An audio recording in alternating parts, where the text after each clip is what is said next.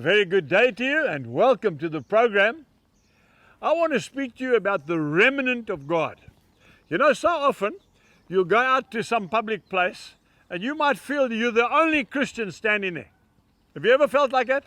You go to a party, maybe it's a business party, a company function, and you feel right out of it. You feel, gee whiz, I'm the only Christian around here. I've got good news for you. There are more Christians than you realize.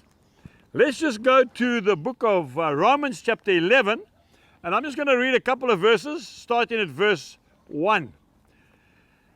I say then, has God cast away his people? Certainly not, Paul says. For I also am an Israelite of the seed of Abraham, of the tribe of Benjamin. God has not cast away his people whom he foreknew. Or do you not know what the scripture says of Elijah, how he pleads with God against Israel, saying, and maybe this is what you and I have been saying, Lord, they have killed your prophets and torn down your altars, and I alone am left, and they seek my life. But what does the divine response say to him? I have reserved for myself 7,000 men who have not bowed the knee to Baal. 7,000. I want to say something to you folks. There is a remnant. Listen to this, verse 5. Even so then, at this present time, there is a remnant according to the election of grace. There are more Christians in the world than you realize. There were more than 7,000 prophets. Elijah thought he was the only one left. Lord, am I the only one left? He says, I've reserved another 7,000 in the next valley. You know, I went up many, many years ago, right into Africa, right up into the top corner of Zambia, where the Congo and Tanzania meet. Right up there. There was no outside connection. In those days, there was no cell phones. There were satellite phones if you had enough money. We didn't have enough money. We were cut off from the outside for about 3 weeks.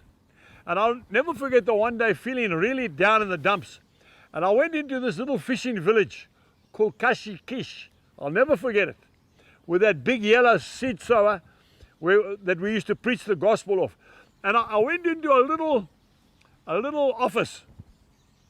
It was a Christian organization. I can't remember which one it was. And it might have been World Vision or something like that. And I went in and I was trying to get a contact through to Jill just to find out that the family was okay. And I sat in this little room and there was a young black lady on the typewriter. And she started playing a song by Keith Green. Now, maybe the young people don't remember Keith Green. He was a great gospel singer. He's since gone to be with the Lord. He died in a plane crash.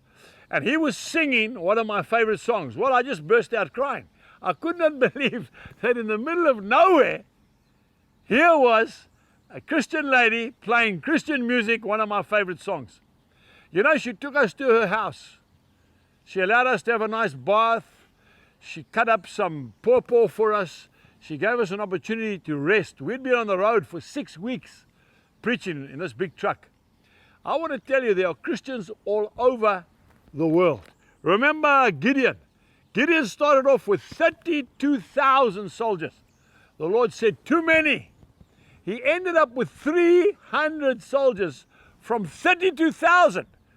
And he defeated the enemy. Why? Because the Lord said, I'm not going to share my glory with any man. I want to tell you that the Lord used 12 men to change the world. So there's hope for us. Don't think that we Christians are in the minority. We are not in the minority. If God is with us, there's no man will stand against us. Until next time, God bless you and goodbye. We trust that you have been blessed by today's message. For more information, please visit angusbuchan.com.